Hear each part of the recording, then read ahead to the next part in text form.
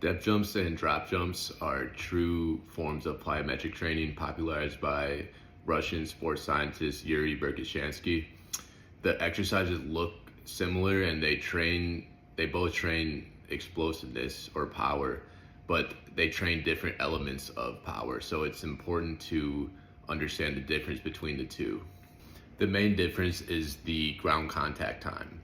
With a depth jump, the goal is to jump as high as you can, while in a drop jump, the goal is to get as quick off the ground as you can. So therefore, with a depth jump, you're going to spend more time on the ground. You're going to go into deeper angles of flexion in order to accomplish the goal of jumping as high as you can.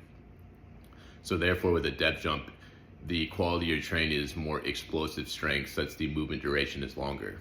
As opposed to a drop jump, the goal is to be as quick off the ground as possible, so you're training true elasticity or reactive strength. Neither exercise is better than the other, it just depends on your goal. So if you want to sprint faster, a drop jump is going to translate better to that because the ground contact time, the movement duration is similar to that of sprinting. If your goal is to jump higher, a depth jump is going to be more similar to that, or it's going to translate better to that because the movement duration is similar and it shares the same goal of jumping as high as you can. A good way to implement these, especially in a team setting where the athletes don't really know nor care the difference between explosive strength and reactivity, is just to use constraints. So if you want to train explosive strength via a depth jump, you use a height goal. So they drop off a box and then jump as high as they can to touch a vertex or get a certain height on the jump mat.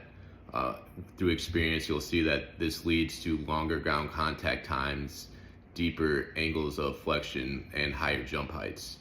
If you want to train a drop jump, a good way to do this is to drop off the box and then jump onto another box or jump over a hurdle.